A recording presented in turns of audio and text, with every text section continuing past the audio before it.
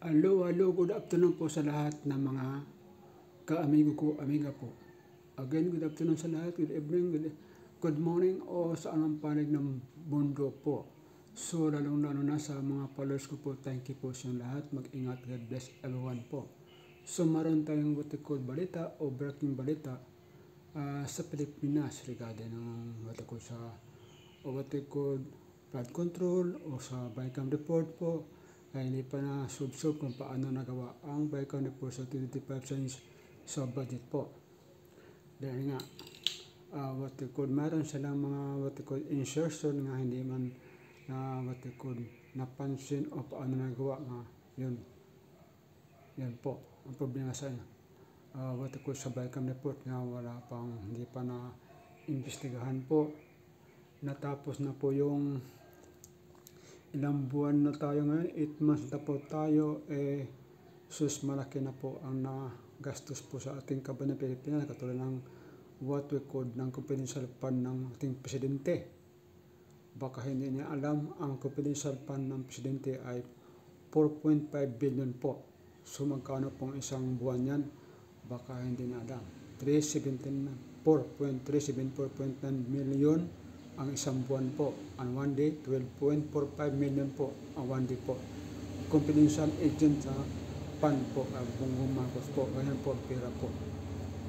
So, dito pa, makinig po tayo sa what we call TV ni Banat Bay sa usapan natin na what we call BICAM report kay Congressman Chanco po.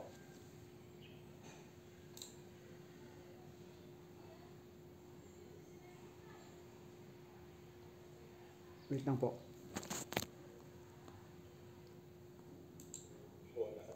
Yan na po. Pero yung small committee, walang report yun.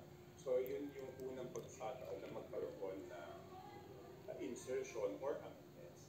Wala na amendments dahil sa pero gusto lang natin maging transparent yung amendments dahil alam naman ni Ted yan, bago ka makapagdagdag sa isang ahensya, dapat magbabawas ka sa isang ahensya. So yun lang naman gusto natin dito sa 2025. And yun po. So hinihingi ko lang, take note hindi ho ito pro Duterte. Ito ay pro Marcos. Okay? Take note. Tutuloy natin. and basta maliwanag po ngayon, we just have to move forward na wala talaga yung report. May napansin natin ngayon po. Konting pasensya na po dahil medyo low tayo ngayon.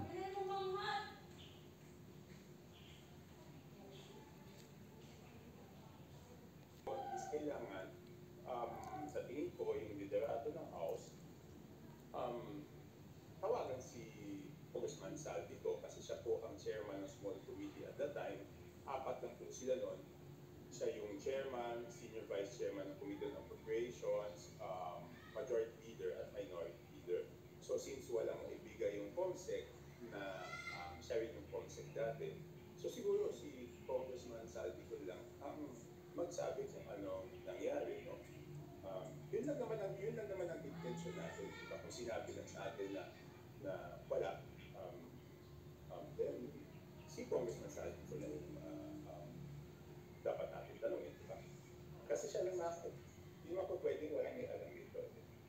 Ang naging sabi po kasi sa inyo dyan, ni Appropriations Chair Micaela Swansea, na sinasabi niya po, hindi niya nga daw po saklaw itong inihingi ninyo na small committee kasi hindi pa siya ang chair noong 19 Congress. Pero may binanggit din po kayo nga, ito rin yung binabanggit nyo na rin ngayon, na kapag wala silang naibigay in 5 minutes kahapon, ibig sabihin, hindi nga ito nag-e-exist. Wala po ba si Kong Zaldi kahapon? Kayo po mismo hindi kayo nagtanong din sa kanya tungkol po dito sa hinihingi ninyo na report doon sa nangyaring small committee? Nasaan ka na? Okay, tama po kayo, no? Talagang hindi siya po ang chair noon, hindi siya member ng Committee on Appropriations. Kaya di ba yung sinabi niya, ang sabi ko, tanong lang sa committee secretary kasi yung concept namin. Oo nga, bakit nawawala si Zaldi? Ba't hindi mahagila? Ba't hindi ma-interview? Hindi. Sa dami-dami ng congressman na meron nga ngayon, pinagtatanggol yung ano, yung yung house eh. Kaya so bakit daw sila sinisisi? Ang daming mga madadaldal na hinayupak dyan eh. Ang daming bida-bida dyan. Na hindi ka naman dapat magsalita. Bakit hindi naman ikaw yung sinisisi? Hindi naman ikaw yung pinupuna. Pero ikaw depensa ng depensa. Ito, may bayad sa kakadepensa nyo. Hindi ako nagtatanong lang ako ha. Bakit kayo depensa ng depensa? Ang tinatanong dito, itong chairman ng APRO na si Zaldico, dapat siya ang sumagot. Hindi, yun lang ho eh. Dapat siya po ang sumagot sa mga katanungan na ito.